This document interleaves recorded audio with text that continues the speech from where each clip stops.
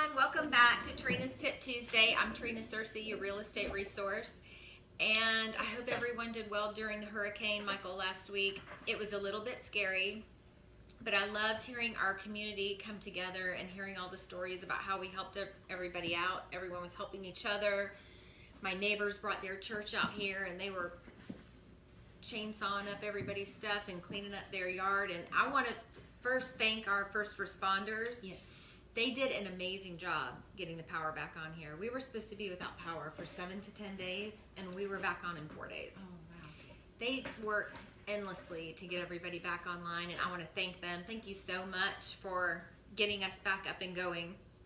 I'm really worried about our friends in Panama City, Mexico Beach. We are doing a drive for supplies, a supply drive. Our drop-off is at Keller Williams. I've got a poster up there, and I've been posting some things about the items that are needed. We're going to head that way Friday.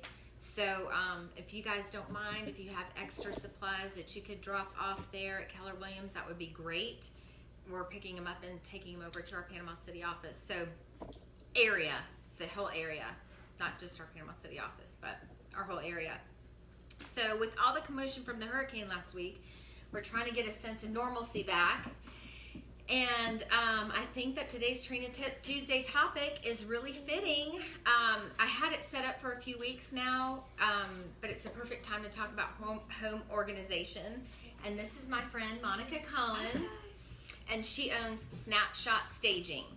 It's a home organization service here in town. And a few weeks ago, I really needed some help here in my own home. So Monica came over to help me out, and she was a huge lifesaver because my pantry was a disaster. But Monica, so why don't you tell our viewers a little bit about yourself? Okay, well, I am Monica Collins. I moved to Tallahassee when I was in high school, graduated from FSU and moved away for a little while. But I have lived in Tallahassee on and off for more than 20 years. So it's home sweet home.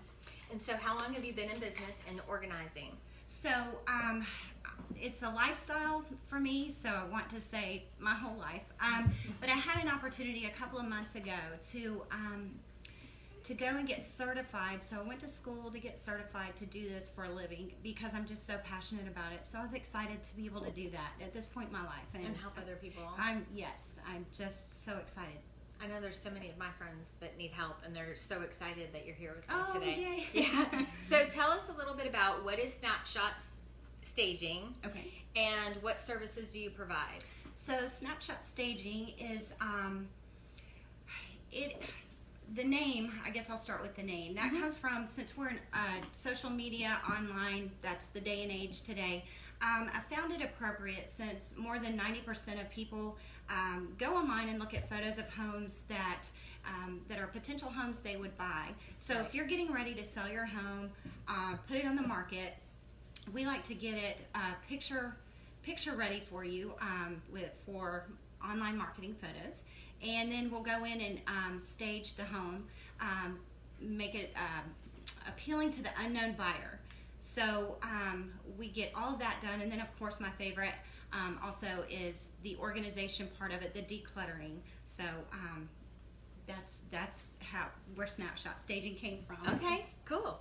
So we are here in my home. We're in my kitchen, and we are in front of my pantry that you guys have been having to stare at the whole time. We were supposed to kind of stand closer together, so you didn't have to see that. But anyway, you're in my pantry. So a few weeks ago, Monica completely reorganized the pantry for me. And why don't you go ahead and start saying, like, what did you do? And so when I came into Trina's home and she showed me the pantry and said, make it go away. So we got in there, and once I looked around, I saw some pieces that would have a better home than the pantry. So we were able to talk about that, and Trina found a different home for some bigger pieces. And so we got those to a new home in her house. And then I came in and we basically pulled everything out. And went through. I went through the dates and purged anything that was expired. Once you walked in here, you could notice in the back things were not accessible. So there were duplicates of things in the front of the pantry. Like mayonnaise, probably, and that's Spain's fault. There was a ton of mayonnaise. There might have been. So once I pulled those out and purged the expired or the older things, we were able to get everything back in the pantry. But the key for Trina and her busy lifestyle, and most of us have those lifestyles, especially if you have children with activity schedules and it's go, go, go constantly. You want to make everything accessible to everyone and contain everything, and easy to reach and easy to see what's there. So what I did was I tried to group. I'm going to show these. Yeah, I tried to group with what Trina had. We bought a few bins. This is my favorite one because it has all of my my drinks and my protein powders and my little stuff that I make my breakfast with. Yeah, because I'm the breakfast person. So. Yeah, there you go. So we wanted to contain that for her, for it to be accessible, easy to reach, grab and go. We put the baking stuff together. You know, a clear one. This clear was one. very helpful too, having it clear, so I can Yeah. just kind of. Because a lot of things are odd shaped, and so we just contained hers, and she has a beautiful grandbaby running around. So I suggest that on these clear bins, you can get a dry erase marker, and you can write words on them, baking or cookies or snacks, and you know they'll see those words and remember them. So I mean, let's learn while we're at it. But this was great because when I was baking this week, I could just grab the whole thing and set it on the counter instead of coming back and coming back and coming back. Very good. So that was great. I loved that. And then this is Spain's. Oh, yeah. All the chips. Spain's chip basket. Yeah.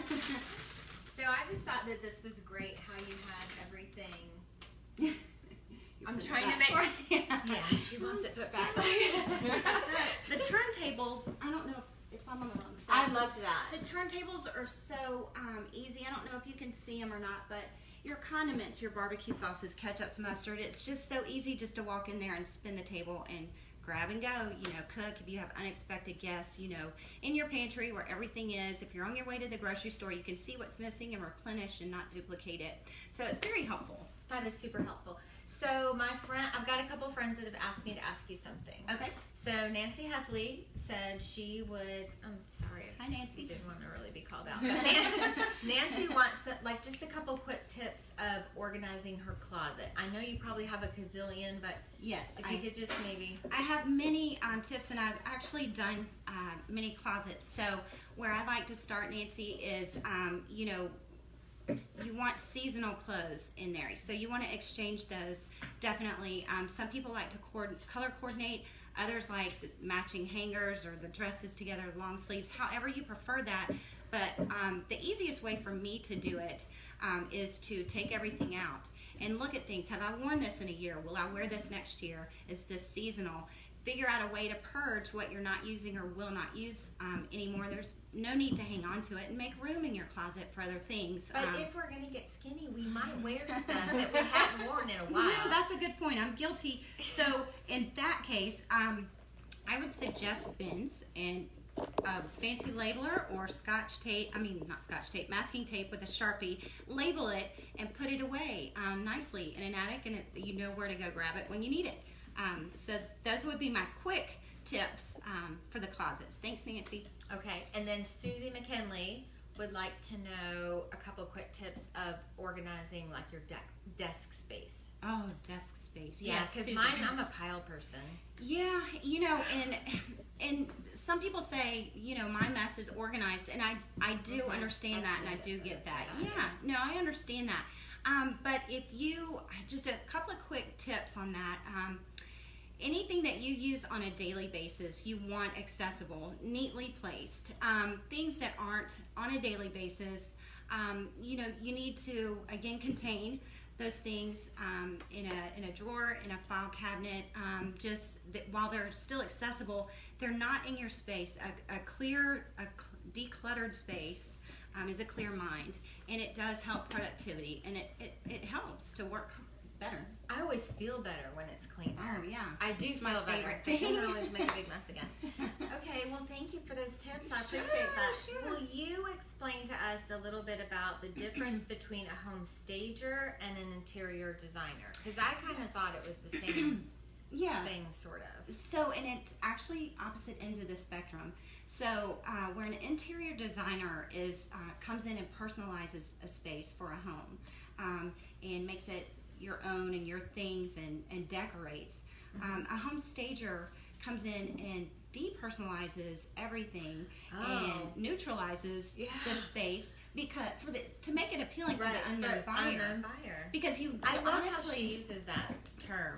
what, the unknown buyer? Yes, Well, that's what like they are. it's perfect. Yeah, We don't know who's coming. Mhm. So we want to appeal to them because we want the house sold quickly and for Mhm. top dollar. So you want people to be able to walk in your home and it feel open, Q-tip clean, it smell fresh, no indication of pets and that kind of thing, Dog. and be bright. Mhm. And you want them to be able to mentally move their things in to your space where their artwork will match because it's neutral and things like that. The distractions you want to stay away from, which distractions are beautiful, whether it's a family portrait or artwork. You still have to think about the fact that I would walk in a home and see a piece of artwork over the fireplace and be like, let's talk about this. I love that. I wonder if do you think we That would have happens a something lot. like that to Yeah. go there instead of looking at your square footage and moving Right. to the next room? They're talking about your personal things. So you want to make sure all of that is gone, and while it's beautiful for your house, it may be different or a distraction for someone else coming in to look. I agree. Yeah. Can you read these? Okay. Do you offer your services for personal closets, clothes, hats, scarves? I know you do. Hey, Tammy. Yes, I do. I love it. Yes. Call me. Look at it. She's like purses, shoes, belts. Yes. etc. I've done it all. Contain. I got secrets. Call me. Yeah, that'll be fun. Okay, so why should someone invest in home staging? I think you just really gave a lot of great reasons as to why. Well, Top dollar, yes. So quick sell. first of all, it suggests that the sellers are taking good care of the home. They're maintaining it very well. There's only 7% of the population that can really envision a space or a home, but the rest of us, we can't always see what it could be. So, by doing the work, I'm sorry, I'm getting flustered. By doing the work for the buyers, you're making it turnkey, so they feel like they could come in and place their things and relax. So you've done the work for them, but it also, if you think about it, it justifies your asking price. So Yes, definitely. it's hard to go around to a decluttered, clean, organized, and staged home where there's minimal furniture. You're focusing on the focal point in each room, not getting rid of, but maybe moving or rearranging big furniture, so it makes more sense for the room and you maximize your square footage. So it's justifying your asking price because it lessens any areas maybe that people could say, well, I want money off for this or that. Oh, I've got to do this. Oh, we've got to paint. Oh, we've got to do Right. this. Oh, they do, and they always overestimate how much something is going to cost. Absolutely. Also. Yes. So, I mean, and the price tags get huge, and then they want to discount the seller for it. Right. What is the difference between staging for photos and staging for showings and like open houses? So, okay, I learned this from a dear friend of mine, and I had to see it to believe it. For online marketing photos, getting your home ready to be photographed, to be listed, rugs sometimes take away from the flooring or the square footage. They don't show up great every time, or they may turn out a different color or look a little dingy. So my suggestion for online marketing photos to draw people into your home is to remove all rugs, most of the artwork off of the walls, definitely any personal photos, prescriptions, checkbooks, anything like that lying around. You want all of the personal stuff to go away. Your countertops, nothing on the countertops, no coffee pots, even though you use it every day. Just kind of put it under the counter before you leave and take it out at night. It'd just be for a short time, because if it's staged, it's going to stay on the market less time. Yay. But so once you've done all that and everything's clear from all the bathrooms and all the rooms in the home, it looks enormous. I mean, it looks bigger than it really is, and that draws people in for the price of the square footage, and it looks clean and the floor is shiny. So for showings, I do recommend putting your rugs back down for the warmth and no echo when you walk in the door, so you feel you feel like it's Comfort. a home with a rug. So that's a little bit different. And always recommend one trinket, a lamp, or a little, I don't know, grandma gave me something, one thing on each nightstand. If you have two bookshelves completely cleaned off, maybe one nice trinket, but people are hesitant about their things getting stolen or damaged too, so you want to take that into consideration as well. Do you recommend staging the whole house or just certain key rooms when selling? Well, I will tell you, I would personally recommend that, especially if I wanted my house sold quickly for top dollar. But the three main rooms that you absolutely want to focus on when home staging or selling your home is the kitchen, the living room, and the master bedroom. Those are the three areas that the adults buying the home, or mainly adults buying the home, will be looking at, where the family or the homeowners gather, the kitchen obviously, and the master bedroom. So while you would focus on those first, and I would clean and declutter as much as possible. Obviously people are forgiving with kids' rooms, but you do want to make them look bigger. So I always recommend maybe storing some toys and things like that. Sure. Like maybe hide them under the bed? Under the bed, I had remotes under a pillow, all kinds of good things. So. How do I begin organizing my home? Oh gosh, okay. So I do get asked that question quite a bit, and I hate to give this general answer, but it is different for everyone. Mm-hmm. How I begin, or if I have a client call me about organizing, I ask some questions, and we start talking about their home and what's working and what's frustrating and what's causing anxiety. And then I can pick and choose and figure out, okay, so their pantry is really bothering them. That's me. So we're going to start with the pantry. So it really does depend on the person. And I know that, the holidays are coming up, and we're going to be hosting things soon, and people and dinners and parties and that kind of thing. And I'm going to tell them Trina, when I was over here, she would say, yeah, can you get that closet over there? Because when I have everybody over and someone asks, where's your so-and-so, and I know it's in that closet, I'll say, I'll get it. And she'll stop cooking and go get it, because she doesn't want anyone in that closet. Well, it's because I don't want stuff to fall on people. I mean, it was actually a physical hazard. Oh, no. Okay, we don't want that. But with the holidays coming up and the entertaining and keeping that in mind, that is a great time to get things in order, and look, so they'll think you're super organized and on top of things as well. Mm-hmm. Okay, I know I'm kind of jumping back and forth between living and selling, but when we're selling our home, do I need to buy new furniture or rent new furniture, or what is your suggestion on that? I don't. My suggestion is, unless you're buying new furniture for the new house, you're going to go ahead and do that. We'll work with what you've got, and that's the most sensible thing. Again, unless you're already gonna buy the things, we do minimize, and we want the square footage, to look what it is, and the focal points and that kind of thing. So I do not believe that you have to do that unless you're already going to do that. I just worked with a couple. Some things were mismatched, but they love it, so we made it work. In their living area, and by the time it was time for pictures, it looked great. I mean, it looked like a new home. So you're probably mostly pulling stuff out instead of us replacing. That's correct. Pretty much. Yes, less is more. Less is always more. And the way you live in your home and selling your home are two completely different things. So that's something to always remember. Yeah. Okay.